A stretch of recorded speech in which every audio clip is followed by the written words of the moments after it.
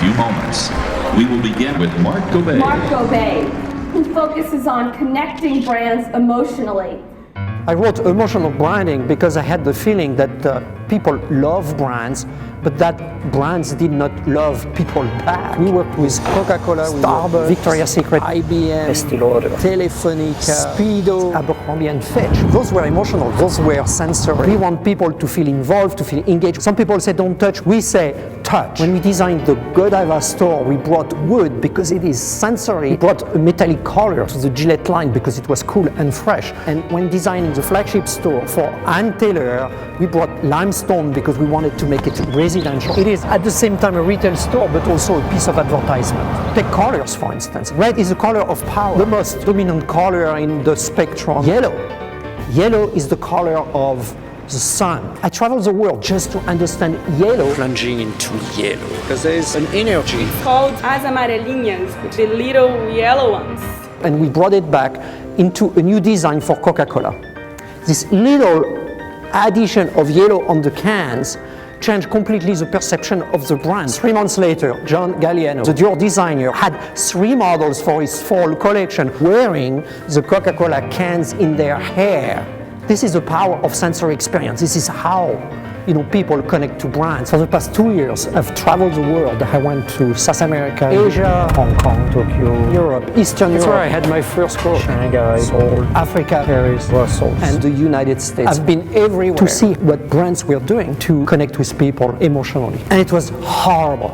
Advertising or brand expression became so oppressive and excessive that it forced people to hate brands. They saw a tremendous amount of imperialism coming from brands, like the need to dominate, the need to push, the need to compete by an excessive form of communication, excessive engagement. Brands want to force themselves into people's lives. There was so much arrogance in the way brands were communicating with people, and I could see rejections everywhere because it was about imposing a message that people did not want. I went to Sao Paulo, where the mayor banned all form of outdoor media, all outdoor advertising.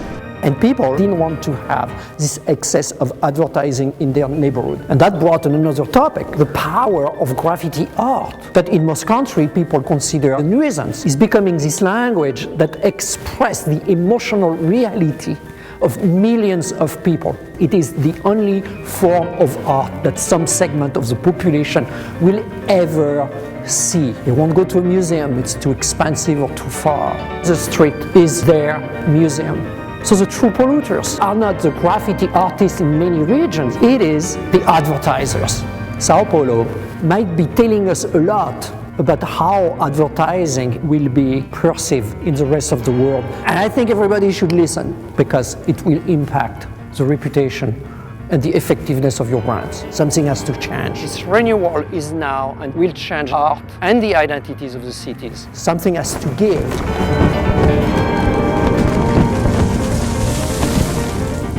Clearly there is a change. We have to find a new language. Google, Twitter, Facebook, Apple, Hulu, Zappos, all those corporations are changing the world as we know it. The most important company in the world right now is Google. It's how we find people, buy stuff. It's how we research. Look at the earth itself. Pretty much every huge revolution. That's way bigger than Woodstock. This is as big as the invention of the printing press by Gutenberg. People are not buying brands, they're buying the culture, behind those brands. And all those corporations are about transparency. People don't want to talk to faceless corporations, they want to talk to the people that are inside those corporations. And with Story, you know her, you like her, you want to have a conversation with her. She becomes an ambassador for brand and someone you can have a connection with. Corporations that have a deep emotional connection with them. Hi, I'm Jean.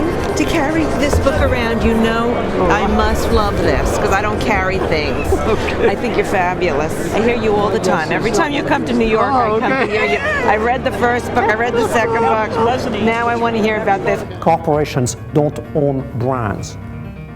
People own brands. And this revolution will separate those that will survive from those that will die.